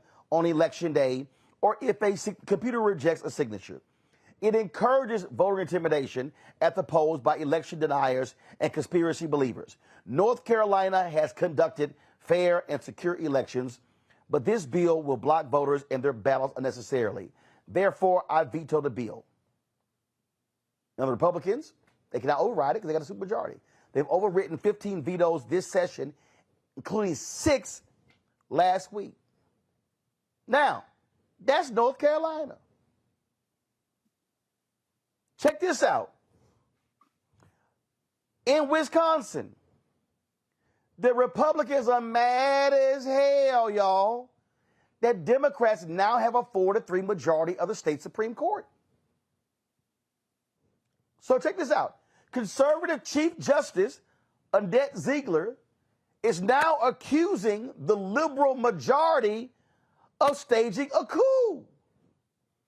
In the scathing email, Ziegler claims the liberal justices conducted an illegal experiment, voting to weaken her powers, firing the state court director Randy Koshnick, appointing interim director Audrey Skruwski, and creating a committee composed of the Chief Justice and 2 justices picked by the court's majority members to assume some of her responsibilities. The liberal justices voted August 4th to change the court's rules. This move has sparked a heated exchange between them since Judge Janet Protasewicz joined the bench, giving the liberals a 4-3 majority, which Republicans have held for 15 years. Now Ziegler refuses to schedule meetings with the committee formed by the liberal justices, considering it unconstitutional. Ramifications of this dispute within the Wisconsin Supreme Court are expected to have long-term effects on the court's operation and public perception. Now, y'all, let me help y'all out. Republicans, when they got the majority, they actually stripped. See, y'all gonna make me go there. Let me unpack this. So let's see. The conservative Chief Justice is mad because the liberals changed the rules when they got the majority. The Republicans, when they got the majority in the legislature, changed the rules and stripped the Democratic governor of a number of his powers, including appointing people to state boards. They stripped the Wisconsin Attorney General of some of his powers. Now, Larry, I'm confused. When the Republicans get power, they get to change the rules. But when the Democrats get power, oh, hell, it's a coup. Yeah, so Roland, this is an example of what's good for you. I'm gonna do the exact opposite. And listen, the crazy thing about this, so you talk about Wisconsin, that this has been done. This is in terms of undermining the efforts of the governor's power, has happened in other states over the last couple of years. And Roland, it's just the bottom line is what's happening to Republicans. They're like, yeah, we're cheating in open, and what are you going to do about it?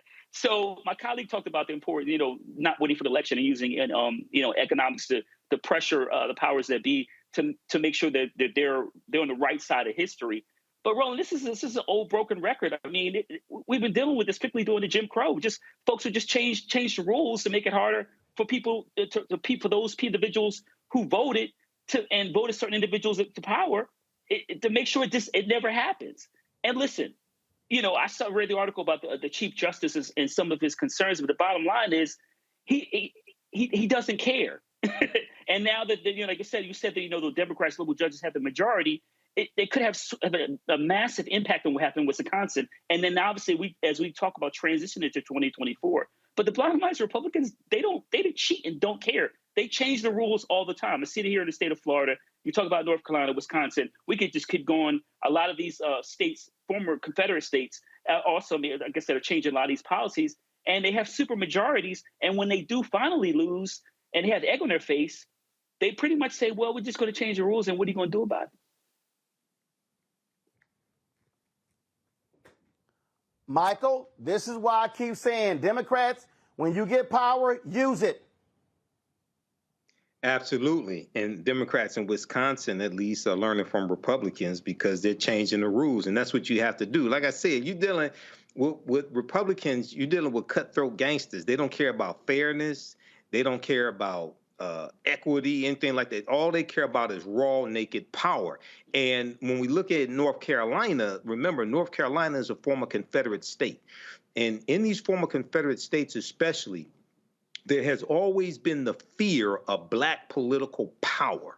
There's always been the fear of African Americans voting in mass, electing African American elected officials, passing laws that white people then have to follow. And this is something that we see right now in North Carolina as well. So once again, politics is the legal distribution of scarce wealth, power, and resources, and we see this play out in both North Carolina and Wisconsin. So this is why we have to vote strategically. We don't vote for exercise. If you want to exercise, you go to the gym and work out. You vote for power. You vote for black political power. And Roland, can I add something really quickly here? I think we got to, as we talk about some of these efforts in, like I said, former Confederate states in Wisconsin, I think we got to go back. I know we talked about the show before in terms of the impact Shelby County versus Holder 2013. The impact it had reverberated for the last couple of years. So I think it's really important to highlight that in terms of some of the challenges we're talking about, not only previously. Well, actually, I think two. Shelby County is one, but also the lawsuit from a white guy in Ohio when he was kicked. Actually, there are three. Shelby V County, the Supreme Court decision, the white guy who was kicked off the voting rolls in Ohio. He hadn't voted in a couple of elections, and he actually filed a lawsuit, and they were like, oh, yeah, they could go ahead and do that. Huge deal. And thirdly, political gerrymandering. The Supreme Court, the John Roberts-led Supreme Court ruling that they don't have a say in state gerrymandering because, oh, well, that's up to the states. Well, when you've had your state races gerrymandered as well, I mean, that's what you're dealing with now. So the reason Republicans, and I need everybody to understand, the reason Republicans are freaking out in Wisconsin is because they have so rigged the elections that if Democrats in Wisconsin, and the numbers even show it, get 55% of the vote, they still are going to be in the minority in the legislature. They are threatening right now to impeach the newly elected Wisconsin Supreme Court justice because they see what's coming. And to every black person in North Carolina, let me say this again, to every black person in North Carolina who sat on your ass in 2022, the Republicans now control the state Supreme Court in North Carolina. And that's why the Republican legislature now can do what they want, because they have a supermajority in the legislature and they control the state Supreme Court. I keep telling all of y'all who are watching and listening, my goodness, please understand what is going on. This is a battle for power. Right. They want to control the laws. They want to control the money. They want to control the courts. And when we, as black people, sit our asses at home, when we do not vote in North Carolina and South Carolina and Florida and Mississippi and Louisiana and Texas and Arkansas and Tennessee, we make it easy for them to do what they do. I cannot say enough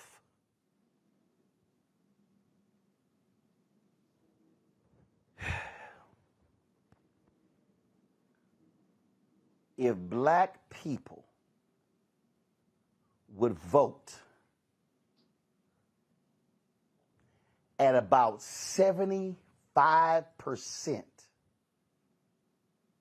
of our eligible numbers. Listen to me.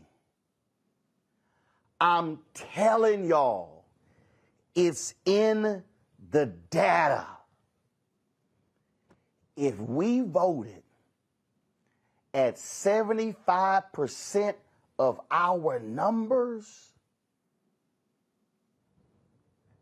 Mandela Barnes would be United States Senator from Wisconsin and not Republican Ron Johnson. Sherry Beasley would be Democratic Senator from North Carolina and not the fool she ran against. If we voted our numbers, y'all, Republicans would not have a supermajority in Tennessee, would not have a supermajority in Florida. They would not have the numbers in Mississippi. Y'all, this is no joke. Their people are voting in big numbers. And I'm going to say this loudly as possible to all of y'all. They are ready to show up and show out in 2024. And if they get the White House, and they already got the House, and they get control of the Senate, what y'all have seen in Florida and Texas is going to happen to the entire country. Larry, you're in Florida. Let these people know I'm not lying. Yeah, you're telling the truth, Roland. I'm experienced since I've been down there. The anti-black policies essentially become the template and adopted in other states like your home state of Texas, among others. And you're right, Roland. Listen, and I'm originally from the Northeast, so I've certainly no experience this kind of level of anti-blackness. But if folks don't go out to vote like you described, then we will continue to take some major L's in elections. And not because, we certainly don't care, but because the system is already designed to make sure that, you always dilute the black vote. And I think a lot of things, Roland, for brothers and sisters who are watching the show, what Roland is saying has been proven by state legislators, making it, like we talked about North Carolina, purposely taking steps to make it more difficult for blacks and other minoritized populations to vote, for disabled folks to vote, and also for young people to vote. So if you don't believe Roland, look at what's happening in these other states like North Carolina, among others, in terms of making it harder for people to vote prior, leading up to election day and election day. No food, no water, all the other things efforts you see. This is an effort to make sure you don't go out to vote. So when you do go out to vote, like Roland highlighted, we can change the society and make sure that black folks have equal footing that they have deserved for the last 400 plus years. Michael, you're in Michigan. Yes. Outside of Detroit and Lansing and some other places, hell, y'all Alabama. But what happened? Folk voted, and you have Democrats who control the House and the Senate and the governor's mansion, and they have been able to pass effective policies that speak to our people because they use the power. Yes. Yep. You use the power when we have it. It's first time in decades that Democrats have controlled the governorship and then both chambers of our state legislature as well. And that is really understanding this threat that's coming. And people, African Americans, generally speaking, have not really been educated on how laws and policies are connected to the conditions that they experience and how to actually change the laws and policies by changing who you put into these elected offices, and understanding that we don't have to tolerate being mistreated, okay? We can fire these people, but one of the reasons why many of our people don't fight back is because many of our people don't think they're worth fighting for. I've said that before, okay? When you are being inundated with negative stereotypical images of African Americans on a daily basis, then that depresses how you see yourself. So this is one of the reasons why the information coming from the Black Star Network is so important. What you do for yourself, what you do to yourself, and what you allow other people to do to you and get away with is based upon what you think about yourself. And we have to understand how to push our agendas to bring into existence the policies that we say that we want. And one of the most important things is that we have to understand how to perceive threats. Andrew Gillum told us in 2018, I'm not saying Ron DeSantis is a racist. I'm saying the racists believe he's a racist. He was trying to warn us. Too many woke-ass black people in Florida said they weren't voting for Andrew Gillum because he didn't have a black agenda. I said Ron DeSantis has a black agenda. He has an anti-black agenda. And an anti-black agenda is worse than not having a quote-unquote so-called black agenda. We see the evidence of the policies coming out of Florida. So we have to be able to perceive these threats and stop them. And then at the same time, we have to vote to keep people in office who will protect gains that have been made for us as well. Because that's one of the things that's been lacking, us understanding how to protect gains that have been made also, as opposed to just what somebody can do for us or voting somebody in new and you know what their policies can do for us. You also have to understand how to protect gains that have already been made. Let me close this segment out with this before I go to break, and I'm going to play a couple of bites from the Chris Tucker Golf Tournament. So this I'm addressing this specifically to all of you Simple Simon punk asses. Roland Martin, all you try to do is get a check. Ain't your dumb ass trying to get a check? Now, some of y'all same fools who accuse me of trying to get a Democratic check, ain't y'all backing reparations? Who supports reparations more than Republicans? Matter of fact, I ain't seen one Republican, and Larry and Michael, let me know if y'all know one. I ain't seen one Republican in the House or the Senate speak in support of reparations. Am I correct? Yeah, I don't know one, not even the black ones. The black Republicans don't even support reparations. Yeah. Right. So when you fools say, all you trying to do is get a check, ain't your dumb ass trying to get a check? Aren't you trying to get more contracts? Don't you want money coming to the black community? So I'm confused here. When you idiots think that you are owning me by saying, Roland Martin, you just trying to get a check. But your ass trying to get a check. So I'm confused. If I am advocating for black people, and if I am advocating for more money to go to HBCUs, don't that mean I'm trying to get a check?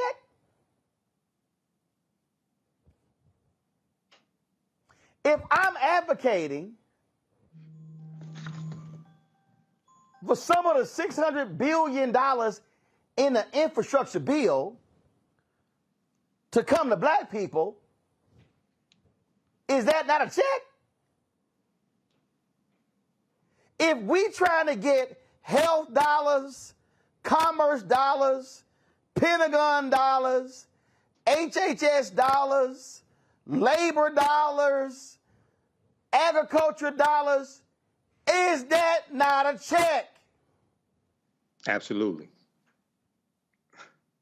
So I'm confused. So are they. How do you think that's a negative? Yes, I'm trying to get a check. And you same simple Simon punk asses. Y'all the same fools who go quote Dr. King, who literally said in 1963, 60 years ago yesterday, we came to D.C. to cash a check, stamp insufficient funds. Correct. The same MLK, who 5 years later, on April 3rd, 1968, said, we will practice economic withdrawal from those businesses that won't do business and won't hire us. Is that not a check? So I'm confused how some of y'all think you are shading me when you say all he trying to do is get a check. So are you. I'll be back.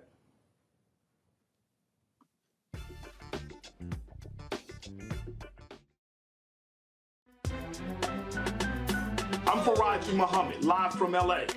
And this is The Culture. The Culture is a two-way conversation. You and me. We talk about the stories, politics, the good, the bad, and the downright ugly. So join our community every day at 3 p.m. Eastern and let your voice be heard. Hey, we're all in this together. So let's talk about it and see what kind of trouble we can get into. It's The Culture, weekdays at 3, only on the Black Star Network. Up next on The Frequency with me, Dee Barnes, we're going to talk to Leslie Segar, a.k.a. Big Les, and talk about her incredible career as a dancer, choreographer, and VJ of Rap City. Magic Johnson was there, so half the NBA was there. Iman the supermodel, so all the supermodels were there every day. Actors, right. Like it was a who's who of who's who. Right here on The Frequency in the Black Star Network. On the next Get Wealthy with me, Deborah Owens, America's Wealth Coach, I'm sure you've heard that saying that the only thing guaranteed is death and taxes. The truth is that the wealthy get wealthier by understanding tax strategy. And that's exactly the conversation that we're going to have on the next Get Wealthy, where you're going to learn wealth hacks that help you turn your wages into wealth. Taxes is one of the largest expenses you ever have. You really got to know how to manage that thing and get that under control so that you can build wealth. That's right here on Get Wealthy, only on Black Star Network. Hi, I'm Jo Marie Payton, voice of Sugar Mama on Disney's Louder and Prouder Disney Plus, and I'm with Roland Martin on Unfiltered.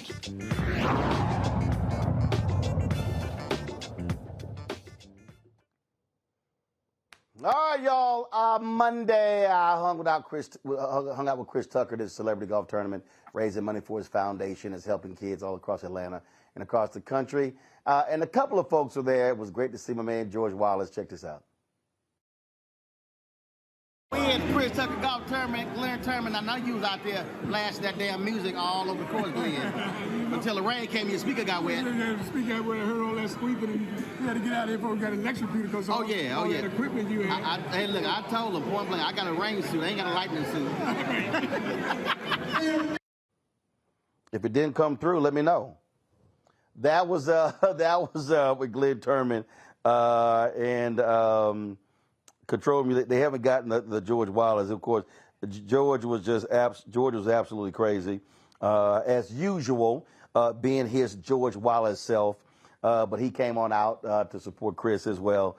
And so he was absolutely hilarious. Again, folks, great work being done by Chris and some of the others. And you know what, Larry? This is the thing that I think a lot of people, really don't understand. People see a lot of these celebrities and they see them on red carpets and doing movies. But look, in the last 3 months, I played Chris Tucker's golf tournament, Cynthia Entertainer's golf tournament, Anthony Anderson's golf tournament, George Lopez's golf tournament, Steve Harvey, Lawrence Taylor, 6 different people. And the kind of work, the camps, the reading programs, it's so many things these folks are doing that a lot of people literally have no idea about, and it gets no attention.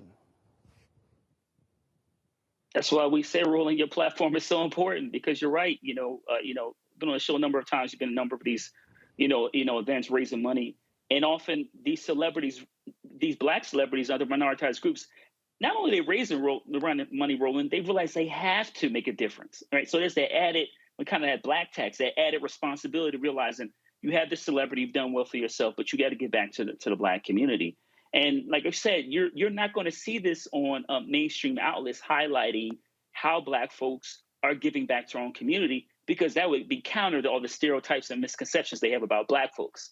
So once again, I'm great to see these, entertainers, athletes giving back to the Black community and to a lot of these really important, endeavors.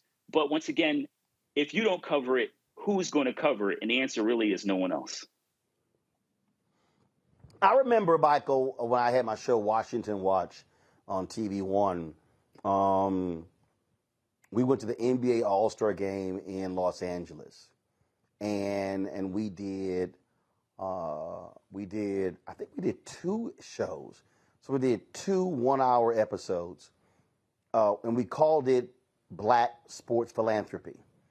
And the purpose of it was we went to a lot of different events in LA, and I remember Alonzo Mourning, Magic Johnson, Paul Pierce, Dwayne Wade, and some others. And we literally showed all of these events that were happening at the All-Star Game that was raising hundreds of thousands of dollars, millions of dollars for these athletes, foundations, and charities.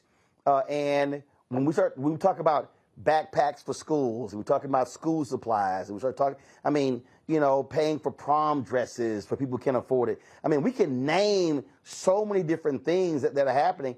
And I just think that our people need to understand, because I hate it when people go, man, do you damn Black celebrities need to be doing more? It's a bunch of folk who are doing stuff that they don't get any credit for, and people have no idea about, and so those things matter.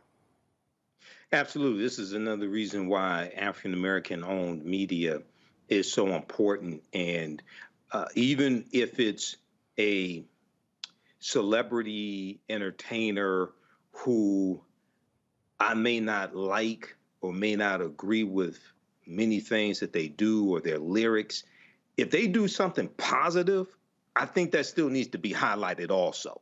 Okay, because if they do something negative, it's going to be on all the blogs. It's going to be here and there and Shade Room, all this stuff, right?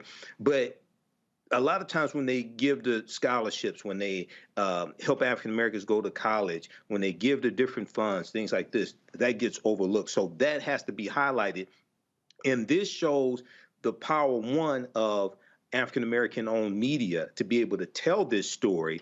But 2, this is why our entertainers have to have the proper contracts. They have to be able to hold on to their money as well after they reach the peak of their career. So they have to have proper financial strategies and accountants and financial planners, things of this nature, to be able to hold on to that money so they can support our initiatives also. But this is extremely important. Indeed it is. Michael, Larry, we shall appreciate it. Thank you so very much. Folks, if you want to support us in what we do, please do so. And I'm going to say this, and again, it's several thousand of y'all watching, and we appreciate everybody who's given to the show, but I can't stress it enough. Ain't none of this stuff free. this live streaming, this live view, this LU800, the camera, the light, this hotel room, the airfare, none of this stuff is free. We can't cover the story. We can't have the Fearless Fund on, those two sisters. We can't have Representative Tennessee on. We can't have our guests on, folks, and stuff is free. And I'm going to tell you right now, the reason Ebony Magazine was so powerful because it had a circulation of 1.2 million, and black people were paying that $12 a year for that subscription to Ebony Magazine. They were paying for Jet Magazine. Yeah, we were paying for content. The Chicago Defender became the most powerful black newspaper in the country, the Pittsburgh Courier, because black people were putting their nickels and dimes together and buying those newspapers.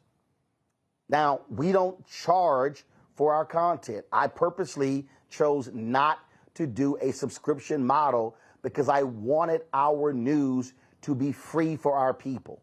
I can't tell y'all how many mothers and fathers and children come up to me, and people who now are adults say, oh my God, I learned so much about politics and news and history from watching your show.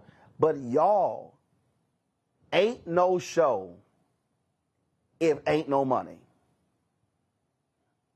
And in a couple of weeks, I'm doing another episode updating you on the advertising community, who supports us, who doesn't, who we've been meeting with, and we're going to do that once every quarter. But I'm telling y'all right now, it ain't easy. When I look up and I see these ads on Fox News, Mercedes-Benz sponsors a segment on The Five on Fox News.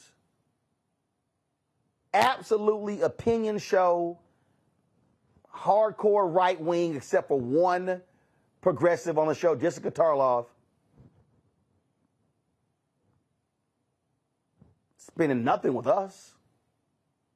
Nothing. I see PepsiCo, nothing.